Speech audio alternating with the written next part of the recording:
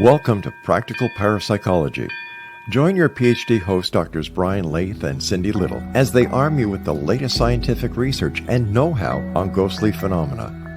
Brian is the lead author of the groundbreaking new book, Ghosted, Exploring the Haunting Reality of Paranormal Encounters, and Cindy is the proprietor of WacoGhost.com, a portal for professional investigations and public education on ghostly phenomena. Together, with their recurring guest, parapsychologist Dr. James Houran, they will take important steps with you to gain scientific answers about the nature of the paranormal experiences and the people who have them. For more information on practical parapsychology, visit their website at www.practicalparapsychology.com. Practical Parapsychology. The class is now in session.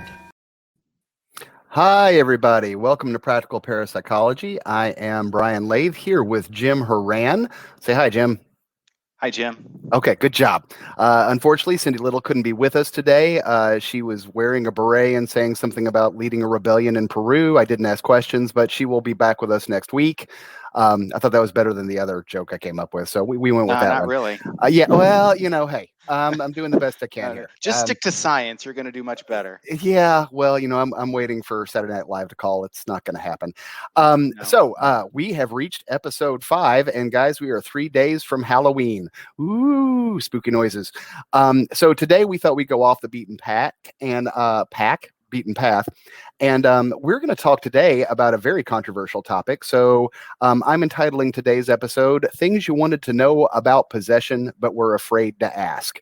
So we're going to be focusing today on possession, but you're going to see pretty quickly that we're going to kind of step back from, people spitting pea soup and screaming demon names to try and provide a little bit more context to this phenomena, which actually has a lot more context than what you might see just in American horror films, et cetera, et cetera.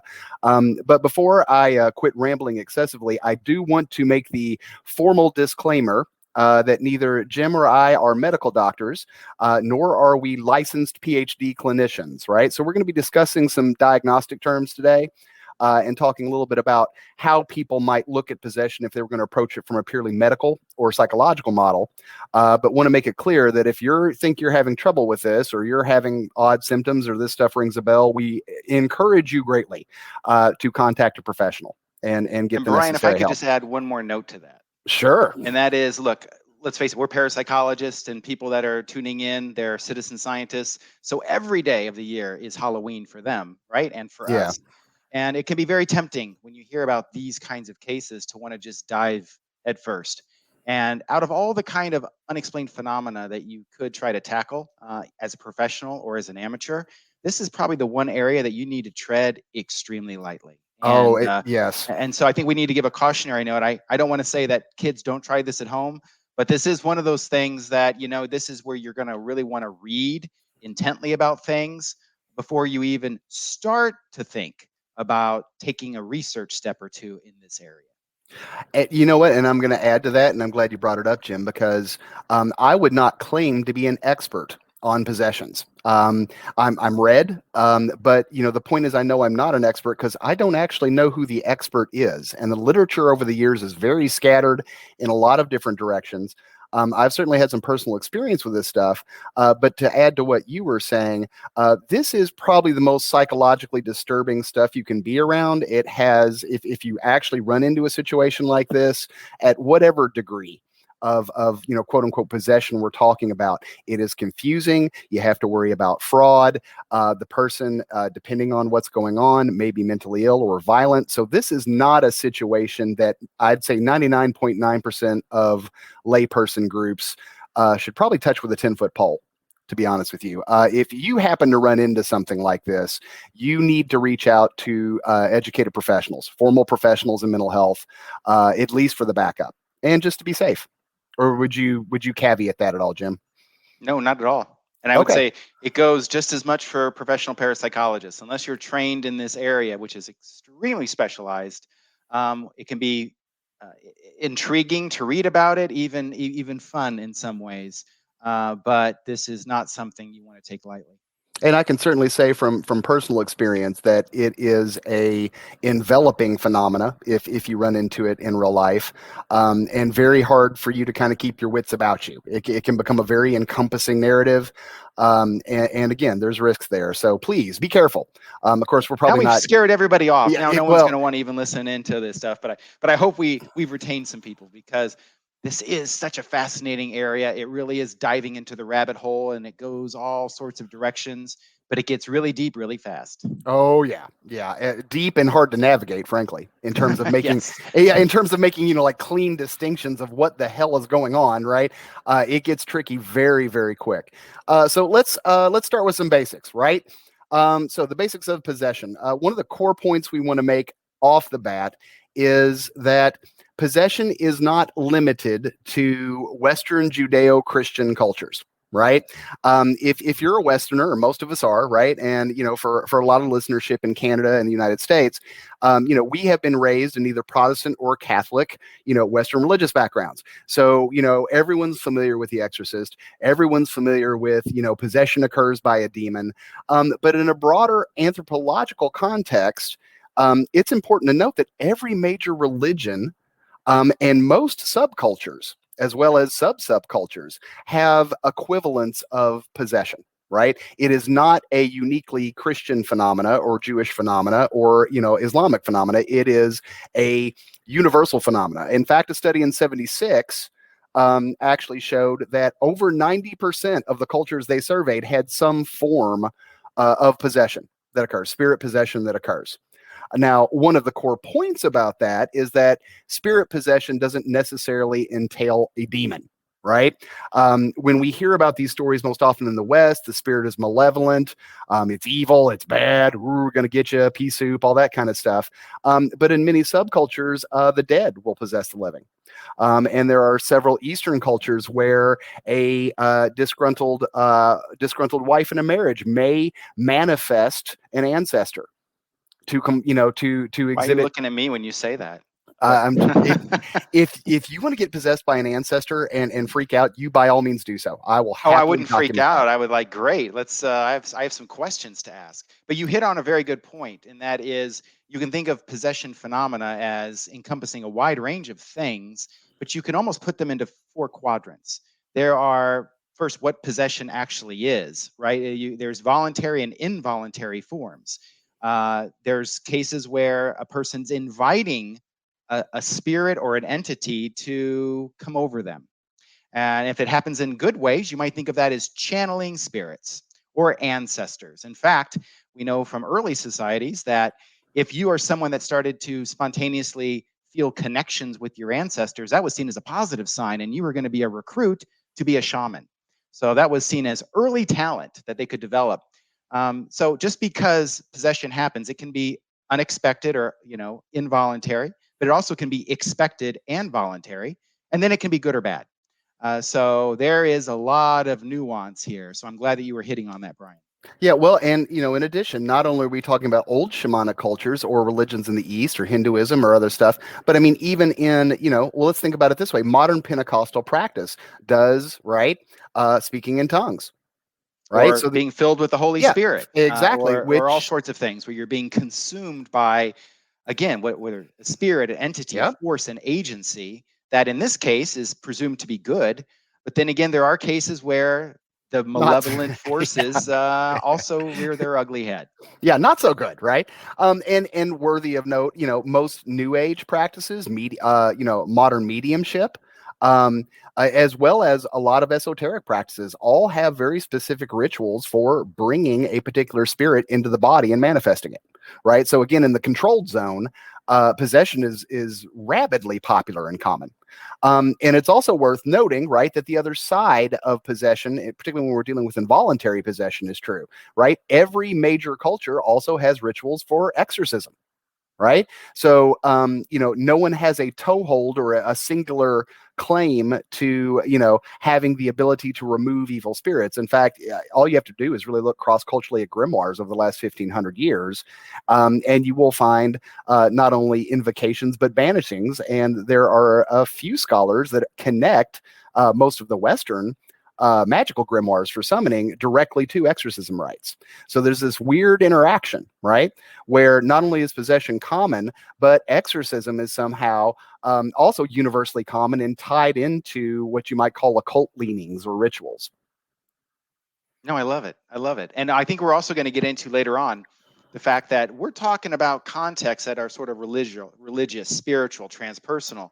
But this notion of being possessed by an agency or a force that has maybe its own personality and intelligence, that happens also in secular contexts. So it's not just uniquely some sort of parapsychological thing necessarily. So it's a fascinating topic. Oh yeah, and I would say probably generally falls more into what you would call an altered state of consciousness, which we're going to get into in more detail a little bit later on in the show. But yeah, again, one of the kind of themes in this first segment I really want to push with people is that we have a whole lot of culture over the last 40 years turning possession into, and I'm not trying to advocate it, be like everybody get possessed, but turning it into this involuntary, it's always a demon, call two priests, an old one and a young one, right?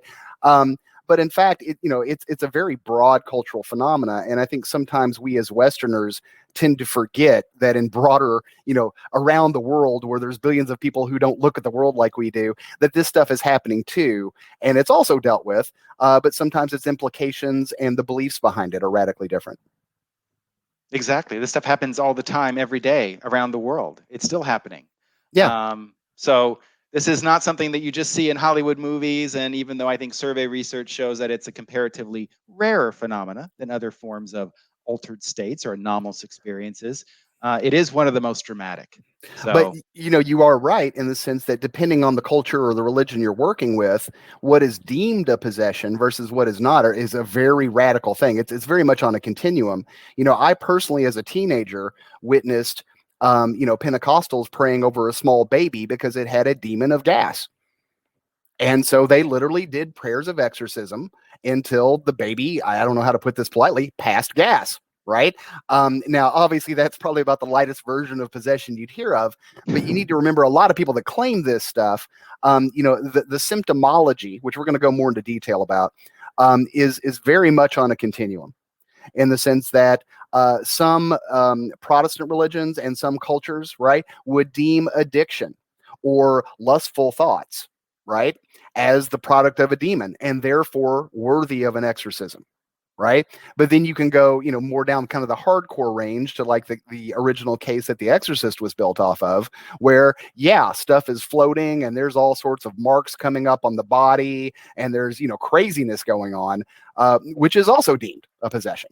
So, keep in mind as we talk about this, that depending on what group you're talking to, signs and symptoms of a possession will radically, kind of calm down or ratchet up, depending on kind of the world context you're in. I'm ready to dive in after the break. Yeah, and that's right. We were right about at break time. So we will be right back in a moment with Practical Parapsychology. Welcome back, everybody. Thanks for sticking with us. Jim, before we start westernizing possession and start talking about psychological terms, I do want to make one more point and get your thought on it, in that, again, a couple of case examples of how you can see possession in a different light, right?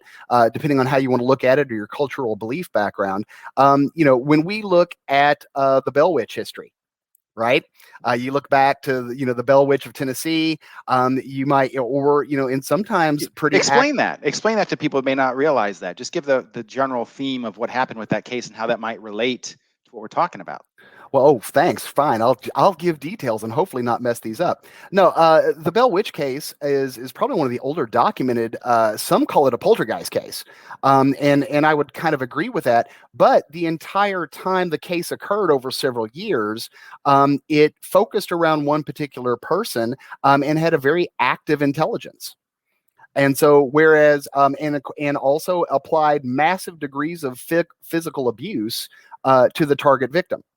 Right now, the difference is that in the Bell Witch case, you wouldn't necessarily speak through the principal target. Like, they could actually hear voices, if you believe the accounts, from outside of her. But this thing would take over a body and beat it nearly senseless, depending on the situation. So one of the questions we would have is, was this family or person possessed? by an entity, or was it a poltergeist case? Was it somewhere in between? I don't know. What are your thoughts on that, Jim? Do you have kind of an It's opinion really on the interesting. Bell The Witch? Bell Witch, in some ways, has a lot of parallels with another famous case that most people that are listening in have heard of, even though they may not know the official name of the case. But everyone has Enfield? seen the movie called The Entity, Okay. which was a case about, let's just say, a ghost that would physically attack and rape the focus person. This was based on a real case called the Doris Bither case from California. And while there's always been connections between certain ghost experiences and human sexuality, cases of outright assault, especially sexual assault, the way that was manifested in this case, beyond disturbing, beyond disturbing. But again, it was a case where a person was reporting being physically consumed by an outside agency, personality, or force. And while we are talking about the more extreme types of cases related to paranormal themes, this kind of stuff actually happens in non-paranormal contexts too. In fact, oftentimes it's a sign of creativity. I'm thinking here now of there was a study done on fiction writers, and the ones that are the most prolific, they seem to not be in charge of their writing. They'll start a story, and then once they've developed a character, it's like that character takes over. And the author, that writer, is waiting to hear and take dictation from that character that's in whatever part of their mind that they're operating in. You also have glimpses of this from ancient history with the muses and being inspired either musically, artistically, aesthetically, by this outside force that consumes a person. Again, they're channeling this agency, whether deliberately or not, but the output is good. And so you get the bad, but then you also get the inspirational. And I guess that's what's actually so, in a way, frightening about all of this stuff, because even though it's probably in that same tangled ball of yarn, you never know what you're going to get with a case. And a case can start off very benign, just like a ghostly episode. And I know today's not about the survey of strange events and what have you, but even we know the sequence of events in a typical ghostly episode that happens spontaneously. Possession occurs in that hierarchy, in that sequence of events. It's rare. It comes at the most intense levels of a case. But this stuff manifests in all sorts of ways, and what seems to be a very benign form of possession certainly could take an ugly turn. Yeah, and that makes me think of 2 points. One, in kind of esoteric literature, there is very much a separation between being obsessed versus being possessed, right? And that actually, now that you brought it up, does kind of parallel our SSE findings in the sense of, in investigation, sometimes they talk about, bringing a spirit back with you, right? Because you took an object home, et cetera, et cetera. And I will say, for the record, I've seen that happen several times. That, for whatever reason you want to explain it by, is fine with me. But I think there's a real correlation there for some reason. But the point is, right, that the idea of possession is that the spirit or entity, if you want to think of it in that terms, is going to first attach to the individual and then manifest phenomena, right? Stage one is attaching to the individual and then wearing them down over time, which is the obsession, right? Until you get to the loss of voluntary motor function or loss of self, right? Which is where the possession occurs.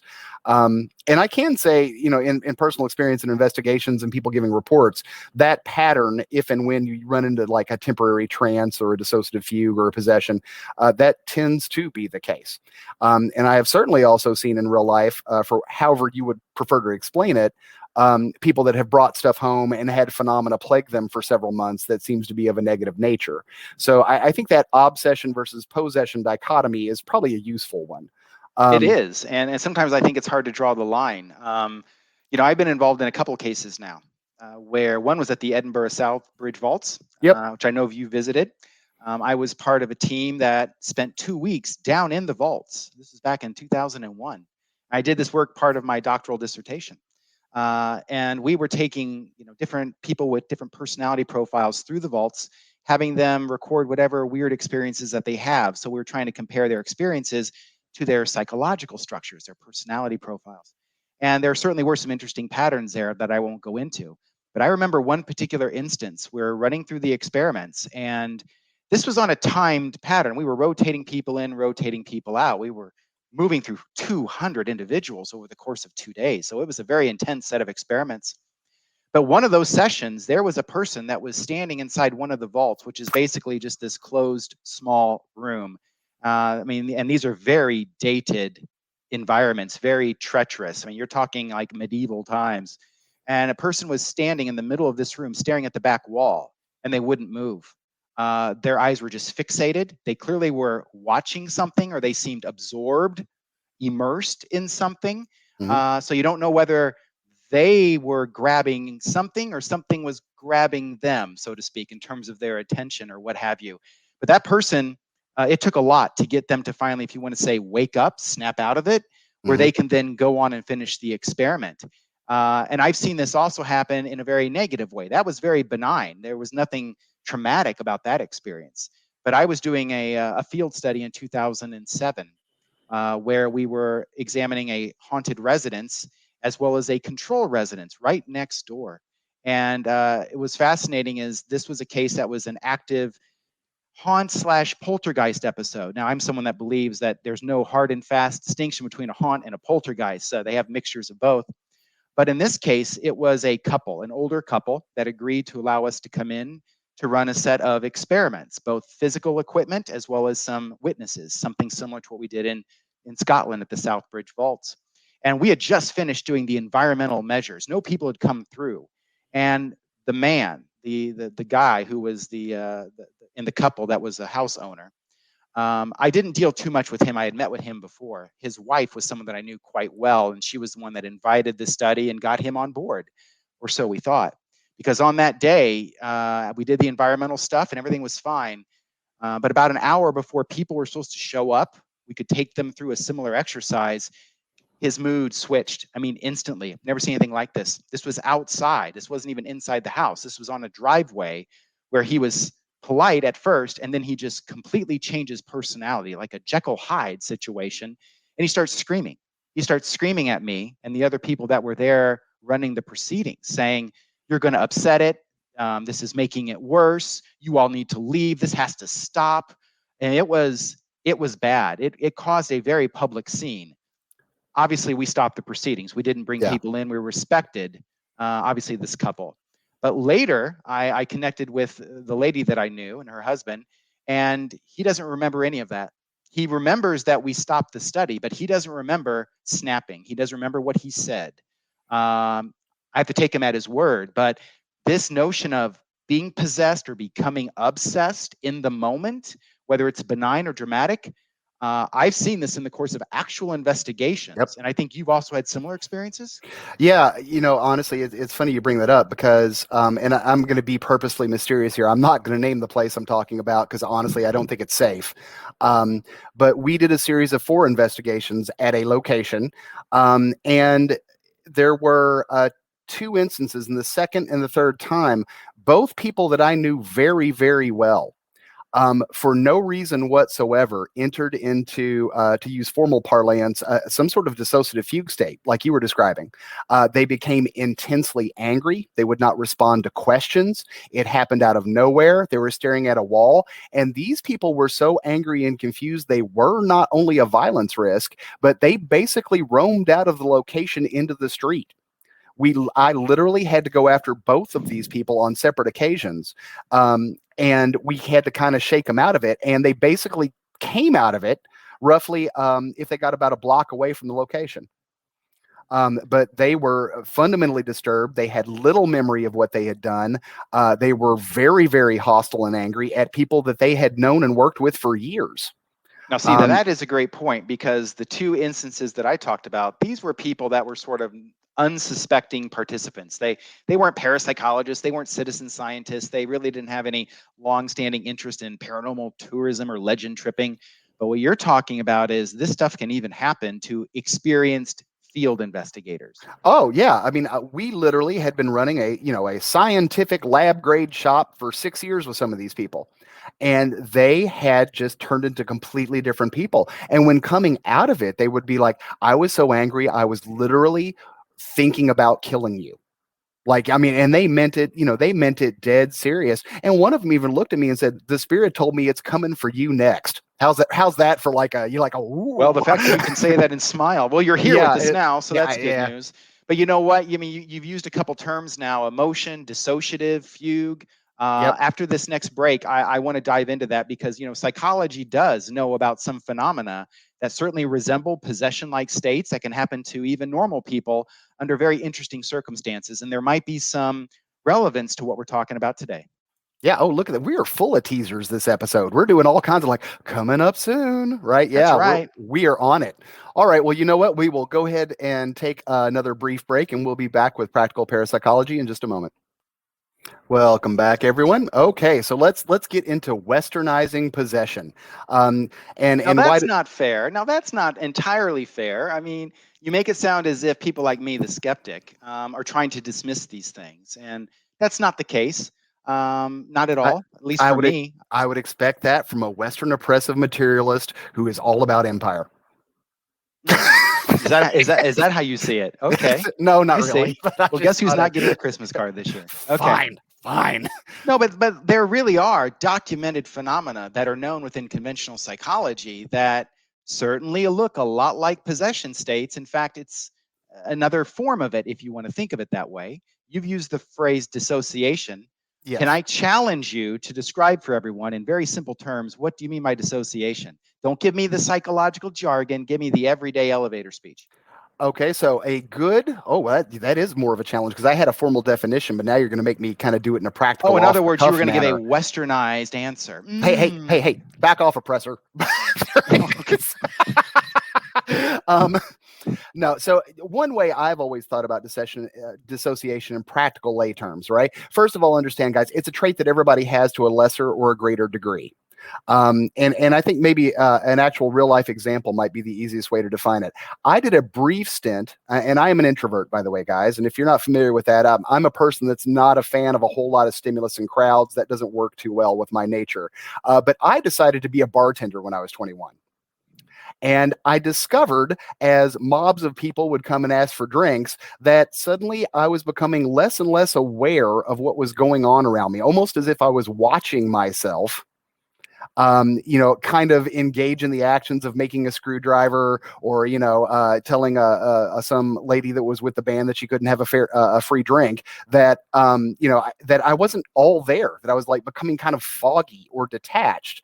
And Jimmy would probably agree with me. That is a mild degree of what you might call dissociation. It's when we detach from our conscious selves and in some ways go inward, exactly. so to speak. Now, people, when they hear of that phrase dissociation, they may immediately go to the most exotic, dramatic examples, like when you saw with stories like The Three Faces of Eve or Sybil, where you go to this thing that they would call multiple personality disorder, right? Where a person would literally dissociate themselves into other people. And while there is a dissociative identity disorder, DID, that is a legitimate clinical diagnosis, that is rare. It's not like that happens every day. And when it does happen, we know that there are certain circumstances that usually involve trauma or abuse. It's a coping mechanism to help a person dissociate from terrible memories, maybe even muscle memory. But it's a way to sort of cope with tragedy, loss, trauma. So let me be the APA for a moment and basically break down the DSM so everybody's kind of clear on this, and we can say, oh, look, we did our education for the day. All right, so dissociative, there's a whole class of disorders, guys, that clinicians can diagnose called dissociative disorders, right? And before the DSM-4, it used to be called multiple personality disorder, right? And that's where, if you've seen in the movies, the person, kind of looks funny and suddenly becomes like a 50-year-old grandmother from another world, even though they're a male, right? And the gist of the disorder is that a person dissociates to the point that other personalities within the unconscious manifest and take over. And very often, if you believe in the official version of multiple personality, the primary personality is not aware of the alternate personalities that'll manifest. So they will report blacking out, right? And that's kind of the dissociative component. They will go away while the other personality comes and manifests itself. Although if you look into some of these cases, the alternate personalities that manifest can talk to each other. It's usually the primary person, like the primary personality, that blacks out. Well, around 94, they renamed it dissociative identity disorder. It's the same disorder with a fancy new title, right? So, there's a lot of people out there that think that, possession cases are simply manifestations of dissociative identity disorder, a manifestation of a person unconsciously bringing forth an other personality, right, while their core personality blacks out. And then that's kind of a simplified explanation, but that's kind of the gist of it. But Jim is absolutely right. One of the things you find with multiple personality, or well, from this point forward, we'll say dissociative identity disorder, DID, is that yes, there is a ridiculously high history of highly traumatic physical and sexual abuse very often in childhood. About the only other place you tend to see that degree of abuse is with certain personality disorders, where it predicts childhood abuse very strongly, and in a lot of cases, bipolar disorder. Not that they're the same thing. They're not. But that abuse connection is often very common. And the theory is that the extreme abuse in childhood caused them to dissociate to the point that they went inside themselves and started to create alternate personalities to cope with the abuse. So kind of a go inside and avoid, right? Avoid the trauma. Or go outside and avoid what's happening, in the case of a physical assault. If you remove yourself from your body, at least mentally, you're putting distance there. You're at least fleeing in a way from the situation. But fascinating. There clearly are documented cases of this happening. And of course, there have also been times where supposed cases of DID have been exaggerated. But there is something interesting about just dissociation. It's not as if there's one form, and it's that you become multiple personalities or not. There's a spectrum of phenomena that sort of build in intensity. And there's 3 particular categories that people should be aware of. In fact, you can stimulate these in people given the right set of circumstances. One of those is the classic setup of what we call mirror gazing or eye gazing. In clinical terms, you might know this as psychomantiums, where a person is sitting in a room with low light and they're staring into a mirror. Or you are in a room where you're sitting across from another person like me and Brian right now, and you stare into the other person's eyes. And after a few minutes, you'll start noticing some things. First, you'll have a sense of derealization, where you are not so much connected anymore to just normal reality. Your sense of time is off. Your sense of bodily sensations is off. You start disconnecting your sensations from the world. Then it starts going into something called depersonalization, where you start separating from your body.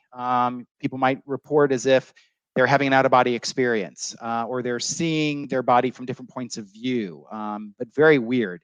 And the most extreme is where we call dissociative identity or dissociated identity, where you start seeing now faces of other people, entities. You might start hearing voices coming out of the mirror or coming out of that other person's face.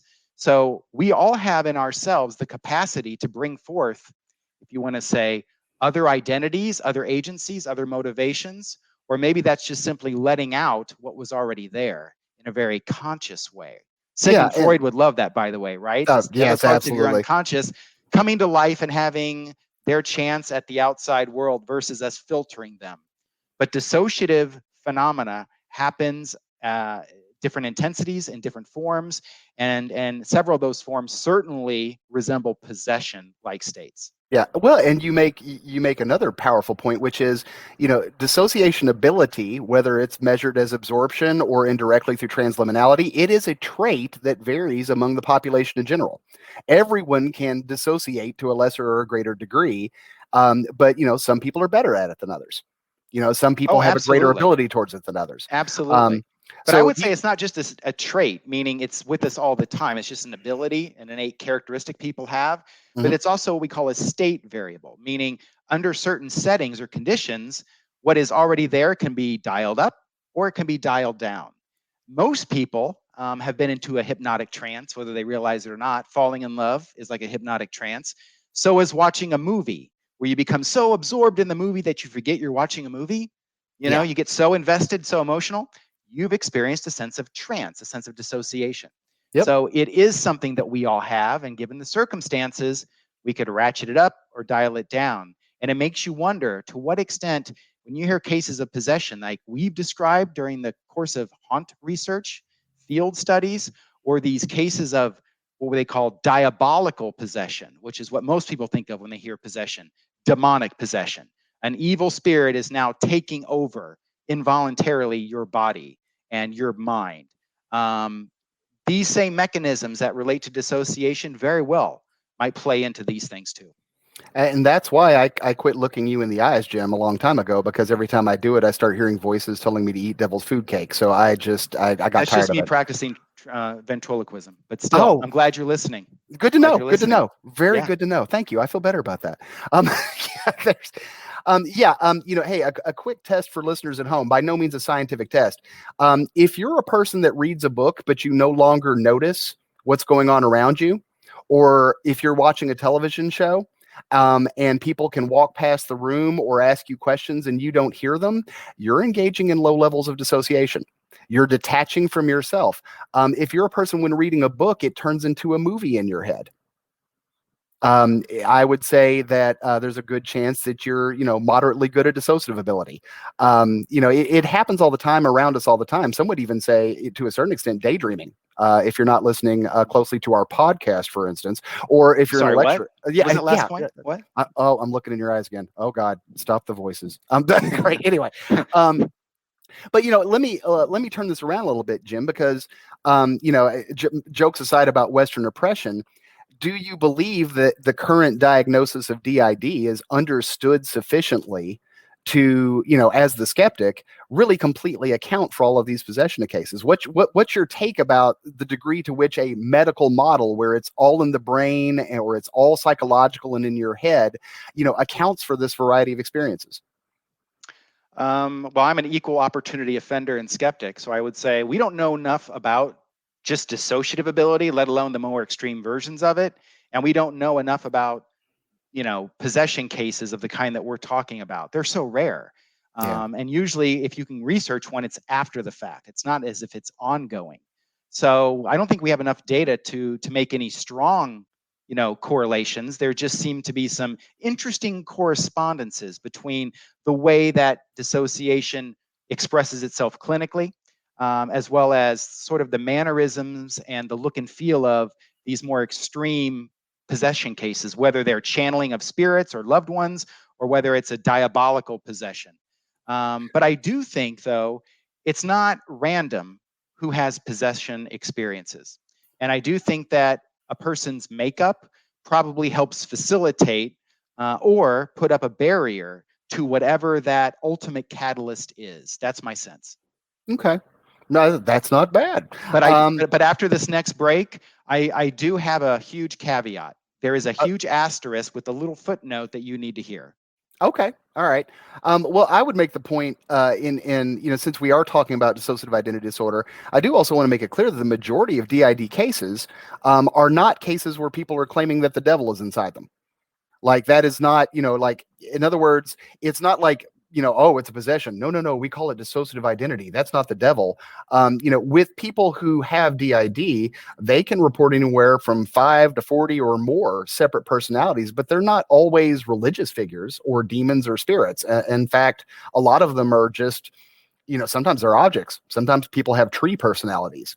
But it's also worth noting that, there are a branch of clinicians that do not believe that dissociative identity disorder is a legitimate disorder. In fact, and I never say this right, iatrogenic or iatrogenic. Do you know the difference? Which one is it, Jim? Do you know? No. Okay, well, this is a good case of sometimes psychologists have too much time on their hand. I should say social scientists, and they just keep inventing labels for things. Well, I do like to do that. All we can say is it's factitious, meaning there's all sorts of reasons why someone might make up that kind of sign or a symptom for gain, whether it's sympathy, money, or what have you.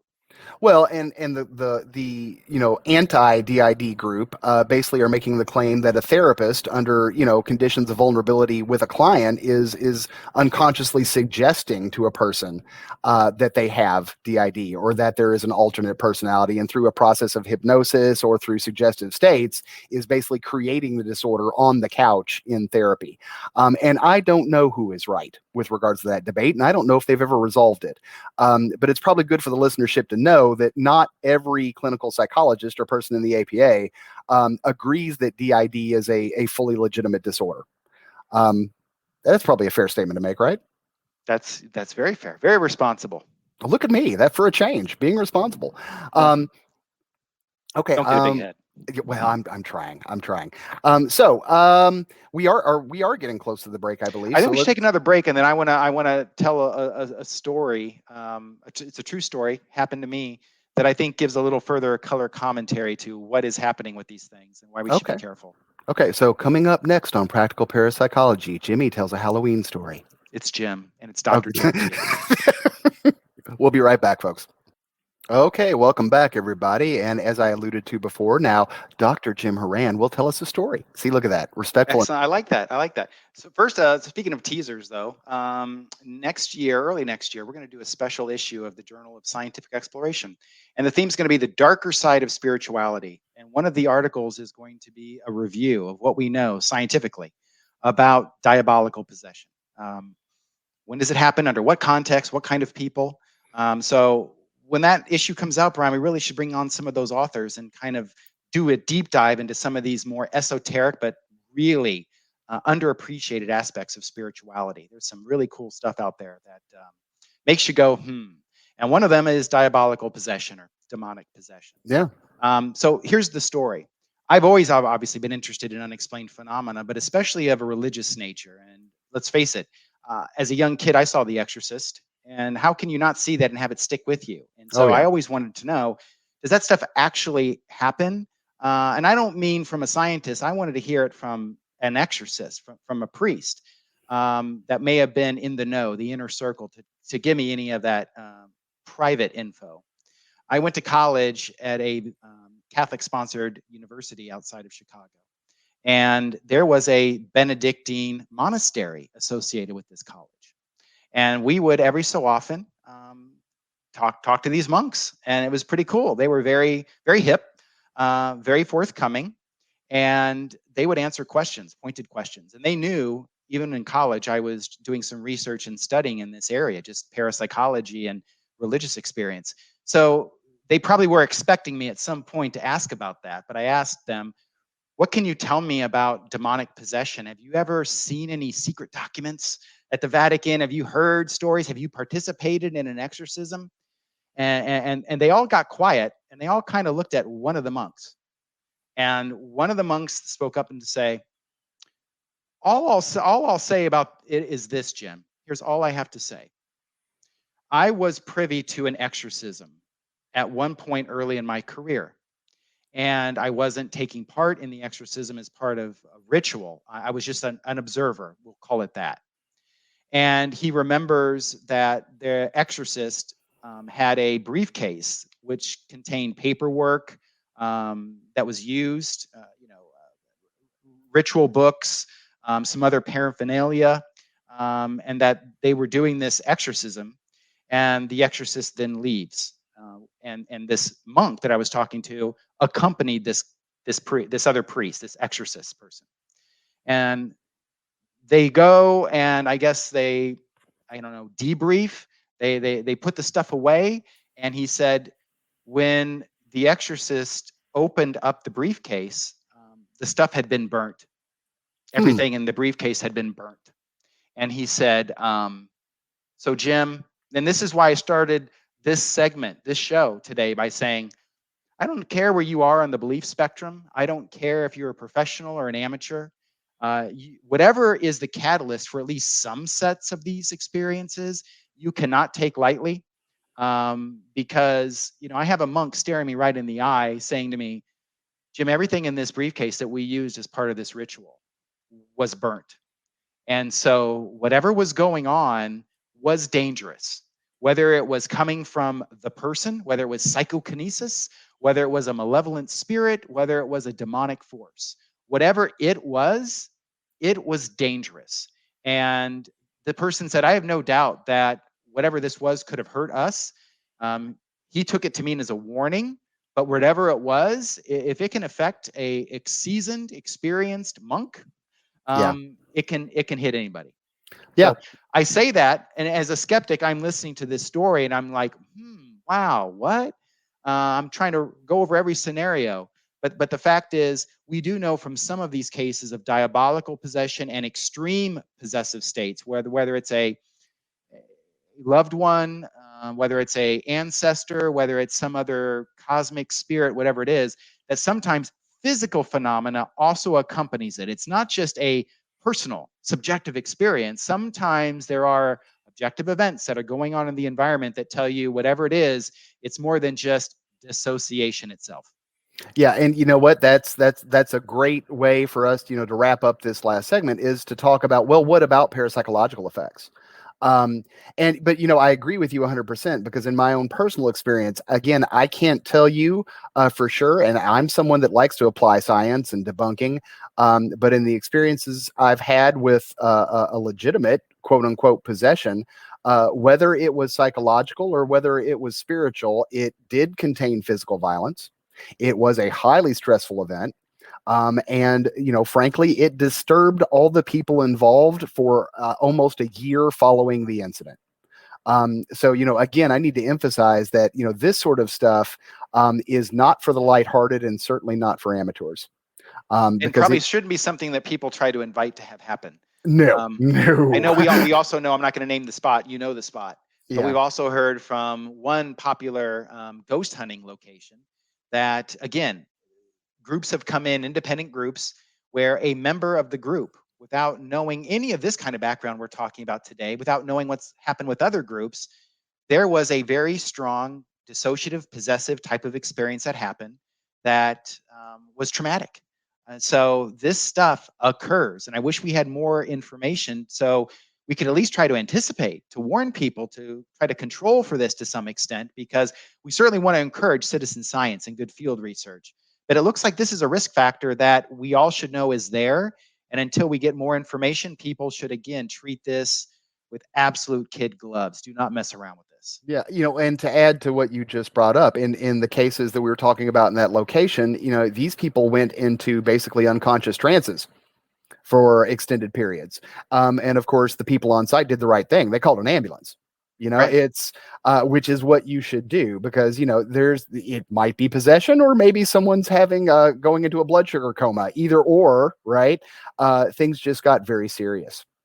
But no, related on that vein, and in being honest with my background and yours too, which is, one of the things I think we're both saying is, when you're in the moment of these kind of things, we don't care what your beliefs are. It can be dangerous and very confusing and creepy. Right.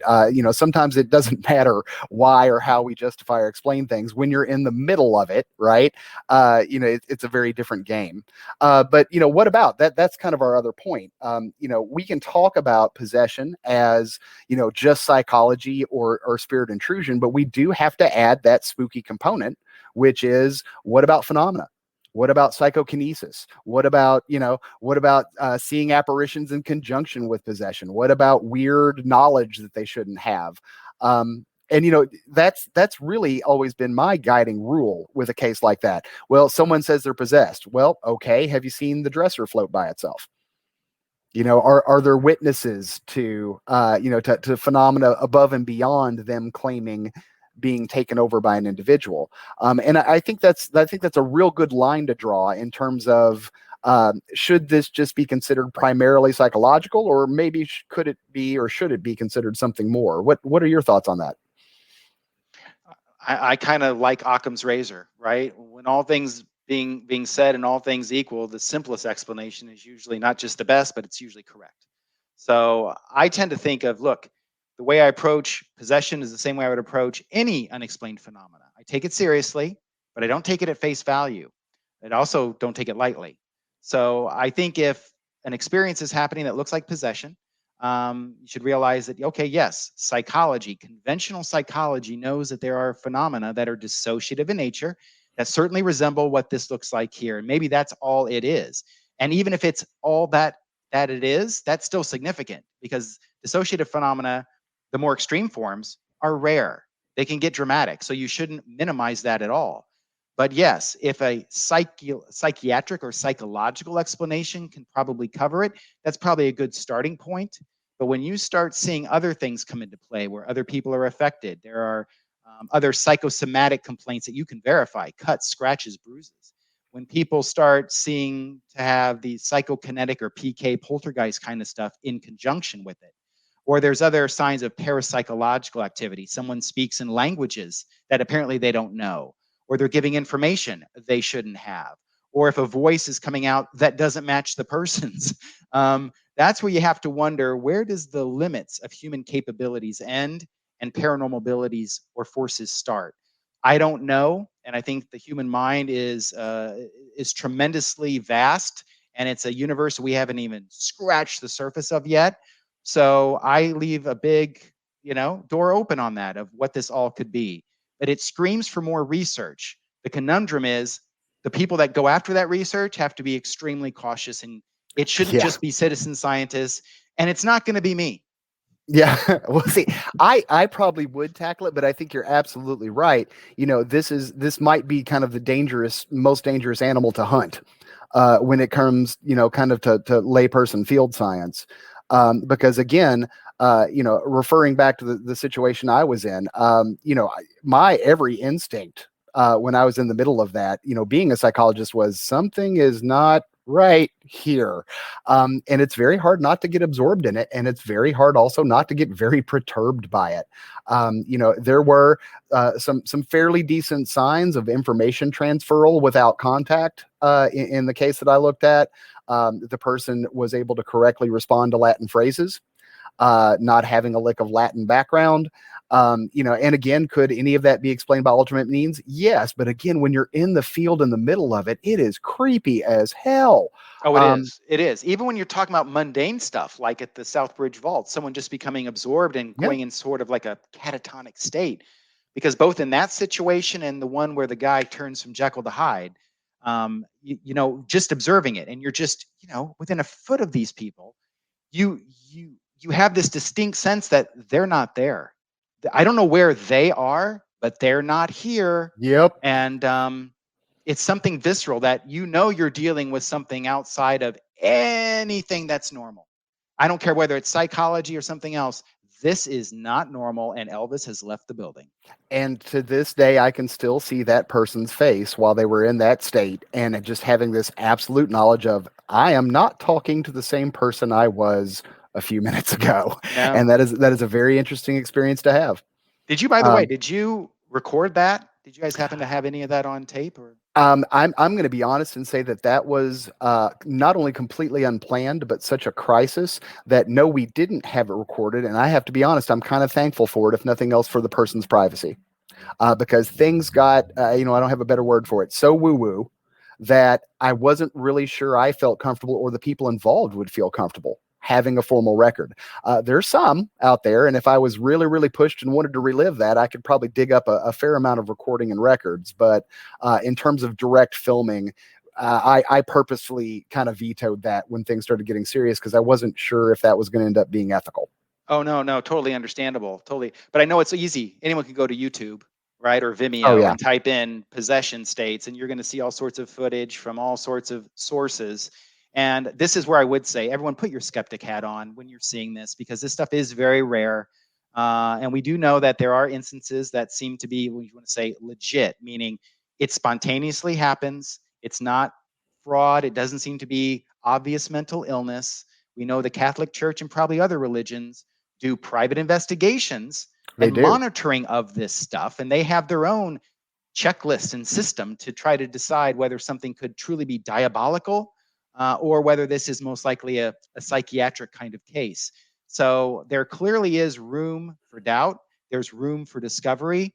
But everyone should be very skeptical if you see anything like this just on YouTube, because it is so rare, so dramatic.